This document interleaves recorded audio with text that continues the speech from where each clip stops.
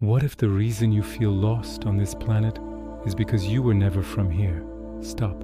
Before your mind reaches for a category, New Age nonsense, conspiracy theory, interesting idea, I want you to notice the reaching itself, that reflex, that need to file and dismiss before you've even felt what's being said. That reflex is the cage, and today we're going to walk right up to its bars and look through them. In the early 1980s, a woman named Carla Rueckert sat down, closed her eyes, and began to speak. Not as herself, through herself. What came through identified itself as Ra, not a god, not an alien in the Hollywood sense. Ra described itself as a social memory complex, a civilization so ancient it had graduated beyond individual identity, a collective consciousness that had merged millions of minds, one unified field of awareness. And Ra had a message, not about salvation, not about apocalypse, about density. Ra said that what we call the universe is not a random explosion of matter stumbling toward entropy.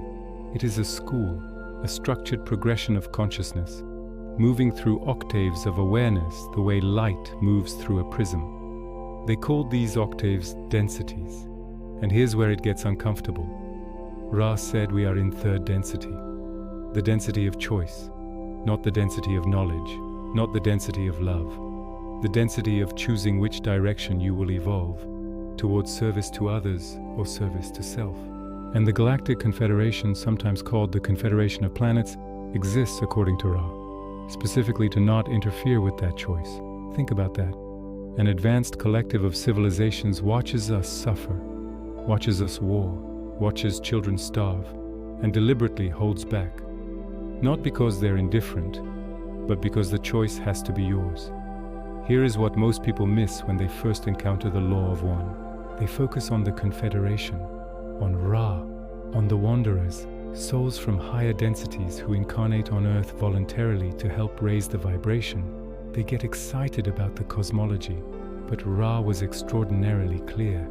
The cosmology is not the point. The point is the Logos. Ra said that the universe is not governed by a being called God.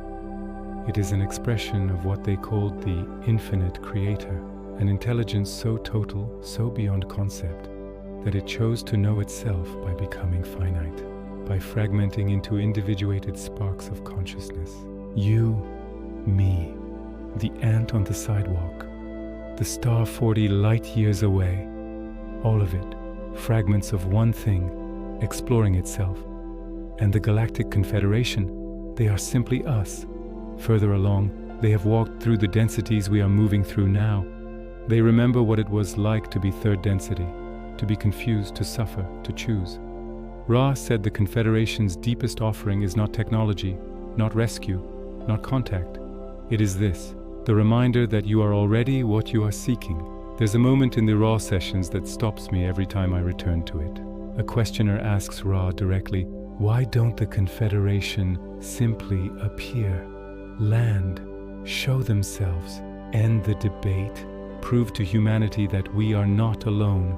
Ra's answer is almost unbearable in its precision. They say, to do so would be to infringe upon your free will, because if a craft appeared over every major city tomorrow, gleaming, undeniable, you would not choose to evolve. You would react. You would fear, worship, or fight. And a choice made in reaction is not a choice at all. It is a reflex, the same reflex that reaches to categorize what it doesn't understand. Ra said we offer information.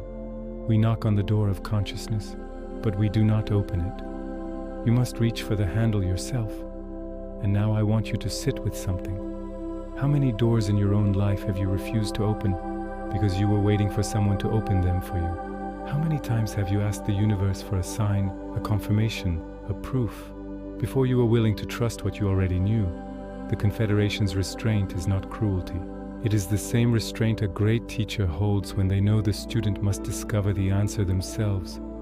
The moment of knowing has to come from inside you, because a truth handed to you from outside is information. A truth discovered inside you is transformation.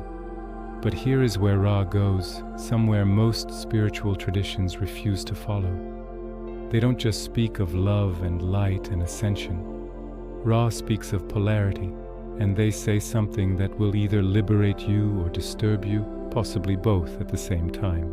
They say the universe does not judge service to self as wrong. It judges it as a path, a valid, if longer, evolutionary road, one that eventually, after extraordinary suffering, collapses back into unity, because a consciousness that has chosen radical self-service will eventually consume everything around it, and then, in the silence of that consumption, will realize it has been alone the entire time. And in that aloneness, something cracks open. Ra says even the negative path returns to the Creator. Nothing is lost, but the journey through separation is long and painful beyond what most of us can imagine. We live in a moment where it is fashionable to believe in nothing, to fold our arms and say, "I'll believe it when I see it." But Ra offers an inversion that I think is worth sitting with tonight. What if believing is what makes it seeable? Not wishful thinking, not delusion, but the recognition that consciousness is not a passenger in this universe. It is the driver. The Galactic Confederation exists whether as literal beings, as archetypal fields of consciousness, or as the future versions of what we are becoming, as proof that the trajectory of awareness bends toward unity. Not because unity is forced upon us, but because separation, when followed to its logical end, aches. And that ache is not a flaw in the design, it is the design. Here is what Ra actually said that almost no one quotes. They said the harvest is upon you, not as a warning, as a fact. Third density on Earth, this incarnational cycle, this particular school is ending. The question Ra poses is not, will you be saved? The question is, what have you chosen to become? And more than that, do you know that you are choosing? Because most of us are not choosing.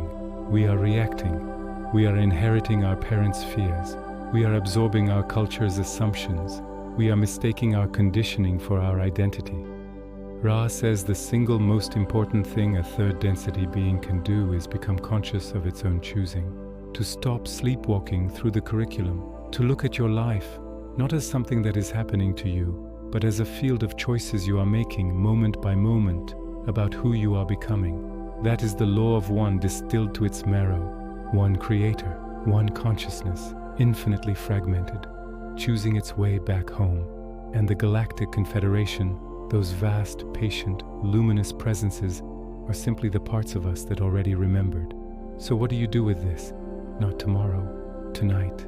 Ra offers something almost embarrassingly simple as a daily practice.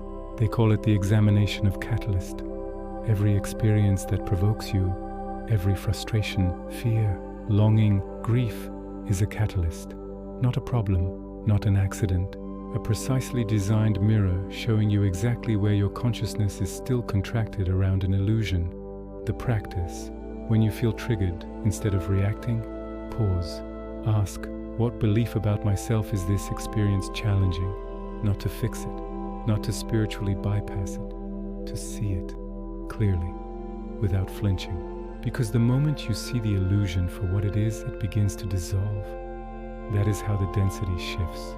Not through contact, not through technology, through recognition. I'll leave you here, in this quiet moment, between what you knew before you pressed play and what you're carrying now.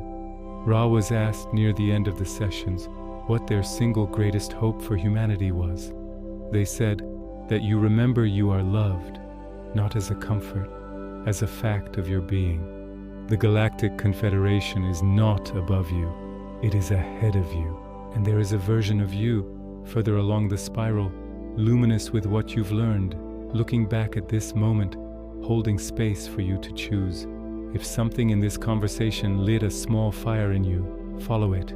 Not because someone told you to, because that fire is the logos in you, recognizing itself.